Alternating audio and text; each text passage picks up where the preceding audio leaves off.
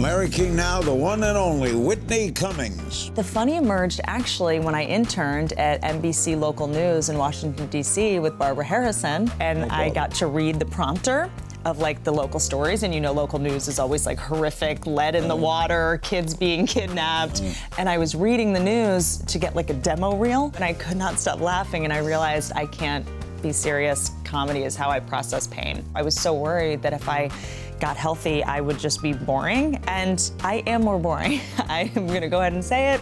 My life is way more boring. I'm not in the same like chaotic, you know, constant. But you're still funny. State of adrenaline. I think so. You were two of his roasters. We were. How do you think he handled it that night? Did you think he was enjoying himself? I think that he will take kind of any kind of attention. I think he thrives on negative attention too. Plus, I always said to him, Roseanne was my favorite show, and he called me and he said, you know, when Trump got elected, should we bring Roseanne back? And I was like, that's a game changer. I'd be honored to be involved. It's all next on Larry King Now.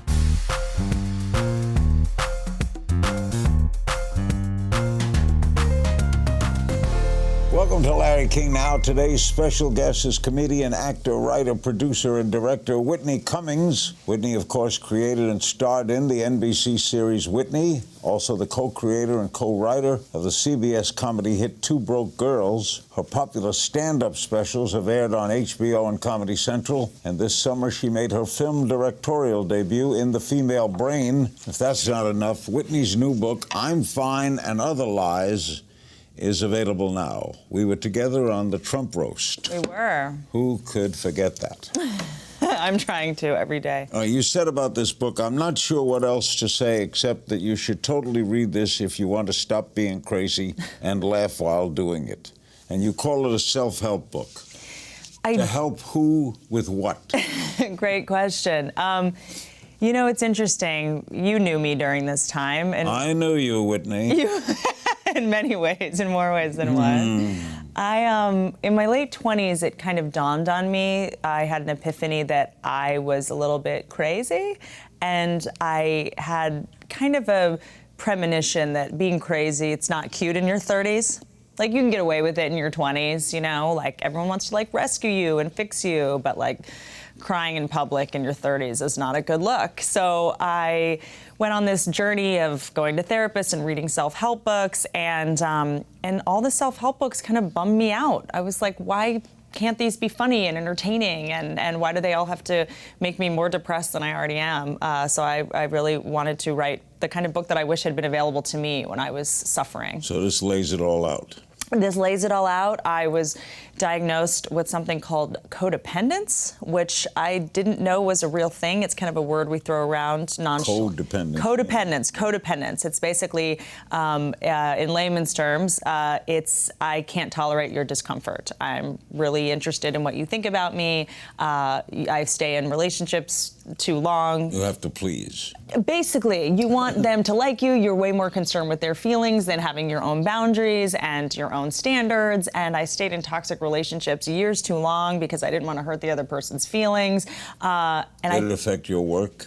You know, it's interesting. The craziest part is I think that in a sick way, being codependent helped my work because it made me a workaholic. You know, I didn't want to disappoint anyone. Being a comedian, essentially your job is to make people like you. You want the audience to love you. Yes. No matter what kind of humor you do. Don Rickles wanted the audience to love him. Yes. It may seem like he didn't, but... Even though he was insulting them. Oh, of course. The motive was I need your love. Yeah. Every single night, every 20 seconds. But then the second I got off stage, I couldn't turn that off. You wrote, codependents have low self-esteem and would rather focus on the needs of others than on their own. No. They find it hard to be themselves because they're more concerned with appeasing others and avoiding rejection than with what they want to do. Are you better now? I think I am. I did a lot of rewiring, a lot of studying of neurology and reading neurology books and going to neurologists and learning that it takes 28 days to form a new habit or to break an old one. And so I went into this really hardcore therapy to work on my self-esteem and figure out what my motives were in the decisions that I was making. Is your dating life better now? It's way healthier now. I date people I actually like. It used to be like if someone wanted to date me, I was like, I guess we're gonna date. But now it's mutual and consensual. Do you think a lot of people have this without even knowing it? You know, it's such a pernicious mindset because I think it's so rewarded socially. It kind of presents itself as just being nice. Everyone just thought I was really nice and charming and outgoing, when in reality I was doing things because I felt obligated to, and I wanted people to like me, which is... So what are some of the ways you do to break it? You know, I outlined sort of the stuff I did in therapy, which was like inner child work, which sounds a little bit creepy and crazy, but you essentially reconnect with what a 5-year-old version of yourself would want to do on any given day. Because as adults, we're like, I have to go to work, I have to meet this person for lunch, I have to go to the gym, I have to go spinning, and we have all these obligations, whereas our like source kind of just wants to like eat and nap and hang out and play, and I had no concept of play. Has it changed your act? You know, it's so interesting because I was so worried that if I got mentally healthy, I wouldn't be as funny, because being sick and twisted is funny. Getting up on stage and broadcasting my mistakes and my bad dates and my bad sexual experiences, like that's all I knew how to do. So I was so worried that if I got healthy, I would just be boring. And I am more boring. I am gonna go ahead and say it. My life is way more boring. I'm not in the same like chaotic, you know, constant... But you're still funny. ...state of adrenaline. I think so. It's you know, to me, my favorite comedians, Richard Pryor, George Carlin, Don Rickles, all these guys had a vulnerability to them that was just so magnetic and charismatic, and I think that I'm finally getting to the point where I have that vulnerability. What do you want people to get out of this? I want people to understand something that I didn't understand before this journey, which is that it's okay to have flaws and to make mistakes, and that the way we were conditioned as children can change. The way that the world has been socially constructed for us, we can rewrite that. The book is I'm Fine and Other Lies. Now, next, we'll talk with Whitney about Whitney's directorial debut, the film she directed, The Female Brain, plus we'll dive into some politics. Her book, I'm Fine and Other Lies, available everywhere. Don't click away. We're back with the very talented and very funny Whitney Cummings, the book, I'm Fine and Other Lies. Tell me about The Female Brain.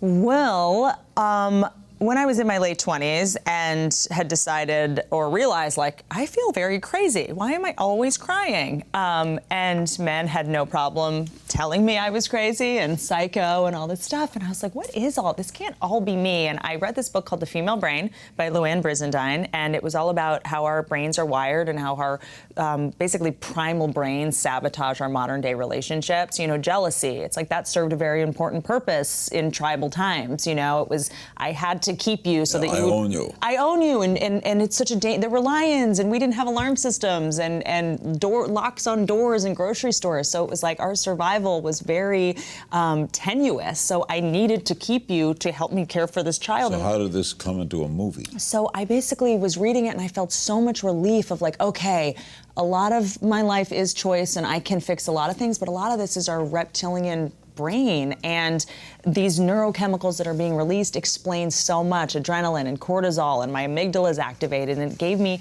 a tremendous amount of patience and compassion for myself and for the people I dated, because we both seemed to agree that the other person was crazy. And Do you like directing? I do like directing. It's very tiring, but I had an amazing cast, and you know, but I'm going to take a little bit of a break. I miss doing stand-up. Is that your favorite stand-up? Stand-up's my favorite. Because? Because it's the most connected you can be to people. I like instant feedback. You make a movie, you have to wait a year to find out what people think of it. Stand-up is joke, you laugh or you don't. Same with writing a book. Same with writing a book. I got to wait a year to see if people like this. It's too long. But you like writing. You co-creator and writer on Two Broke Girls. Mm-hmm. Why was that canceled?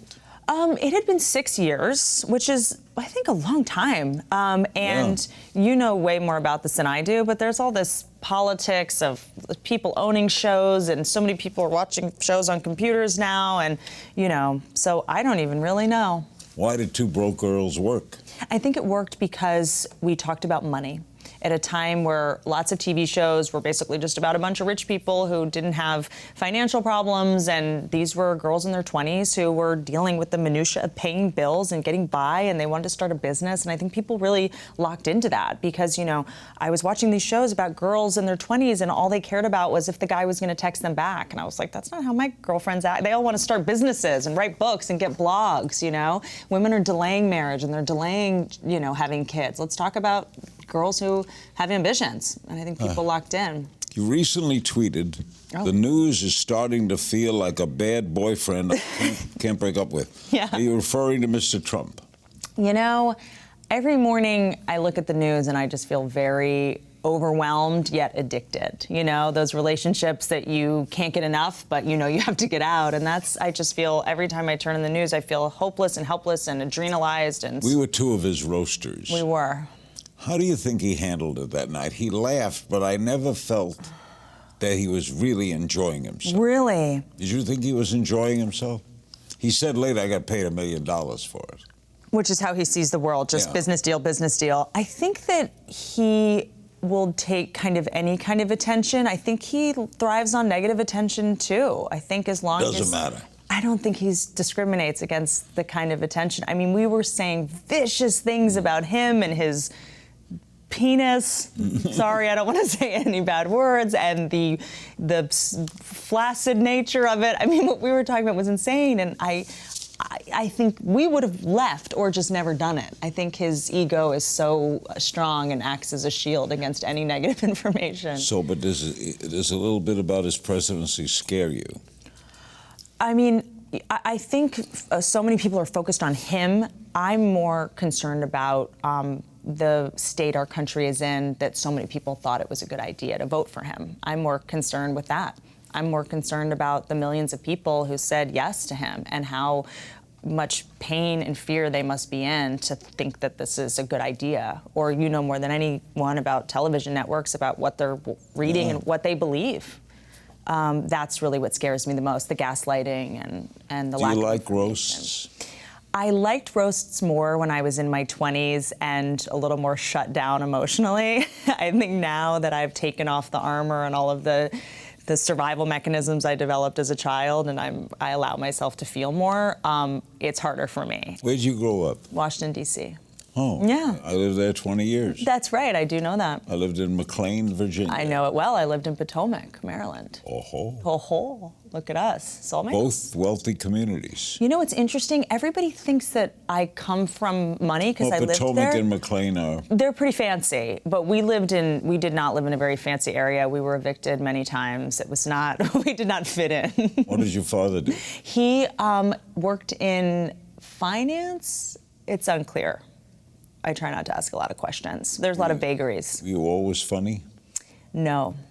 I was very serious as a kid. I had to be the adult very young. I was the youngest in a chaotic environment. I was always the one cooking dinner and packing lunches and getting ready for school and doing the laundry. So I had to be a precocious child. When did the funny emerge? The funny emerged actually when I interned at NBC Local News in Washington, D.C. with Barbara Harrison.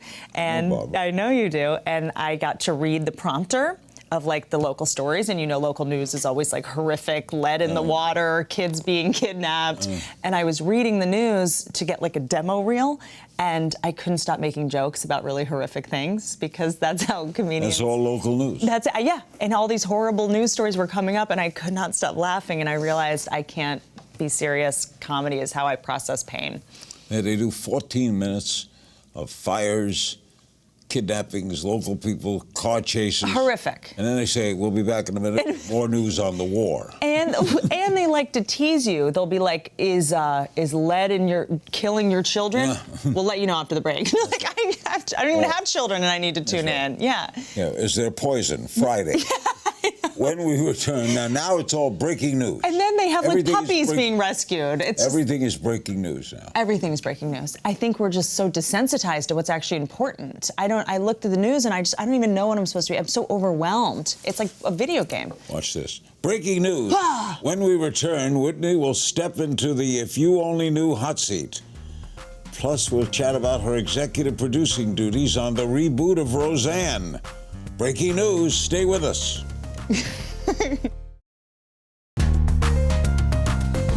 Whitney Cummings. The book is I'm Fine and Other Lies. She is terrific. Aww. We're going to play a little game of If You Only Knew. Who is your childhood celebrity crush?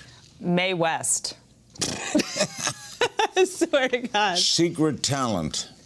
Dog training. Person you'd trade places with for a day? Rihanna.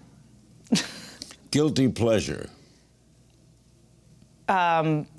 Donating to hummus companies on Kickstarter. True. You're still crazy. I know. There's this kid who makes hummus, and you donate money, and it helps his hummus business. Last time you were starstruck? I know the answer to this because it just happened. Who was it? This is so weird that I don't. Wait a minute. You were starstruck? I was starstruck. No, but I remember being like, this is the person I. Was he an actor? No. Comedian? No. President? No. Senator? I'm not starstruck by our president. Well, maybe you'll think of it. We'll go on. Best compliment you ever got? Mitzi Shore told me that I reminded her of Roseanne Barr when she first saw me perform. Wow. Yeah. Roseanne was a great stand-up. Phenomenal. Still is. Weirdest job you ever had? Weirdest job I ever had, I used to do focus groups where I would test out products, and I used to pretend that I had clinical depression to do clinical trials to make money in college. Favorite vice? Marijuana. Okay. Something you wish you were better at? Everything. Self-esteem. Strangest fan encounter? I had a girl come up to me the other day, a millennial, obviously, and she said to me, hey, my phone is charging, so can you take a picture for me and just email it to me? She just... A fan? Yeah, just had me start working for her. What's a luxury you can't live without? Rescue horses.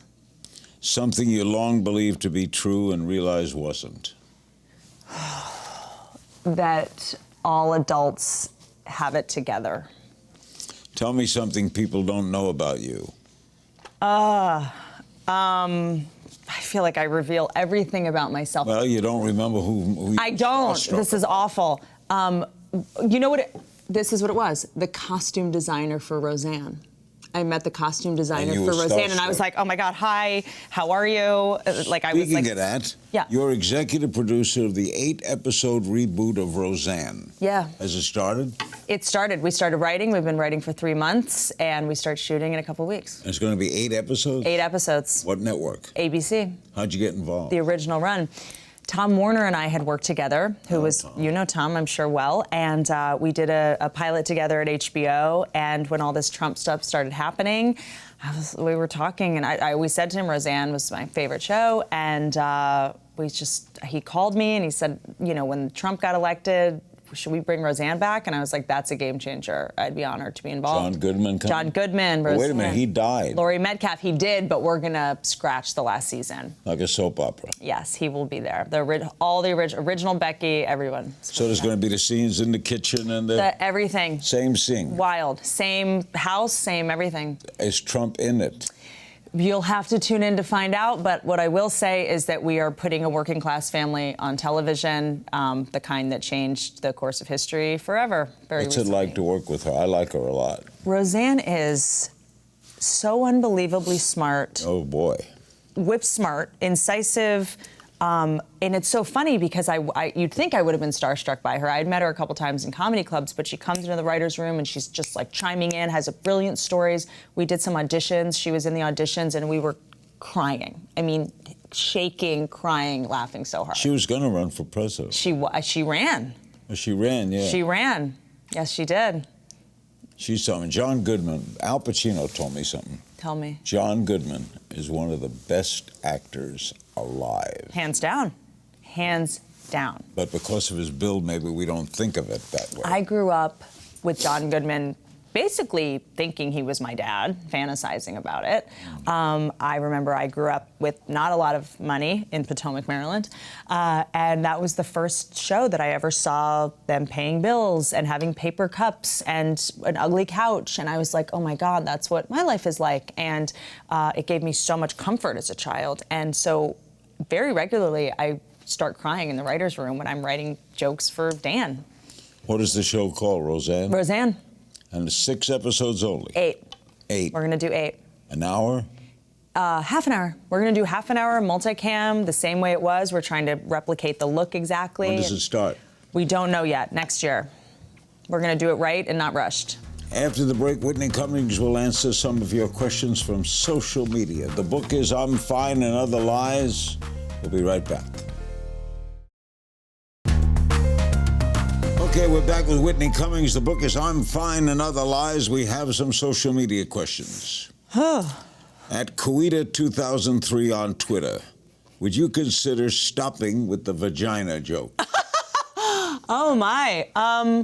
You know, I thought I kind of did, but not just because they're vagina jokes. Anytime I talk about sex, I always try to have some subtext that it's about power, it's about what's going on in our culture, it's about fear, it's about feminism, sexism, something. So I never like to do a gratuitous vagina joke, but Is I'm the not. vagina funny? Some of them are. I mean, you've seen a couple in your day.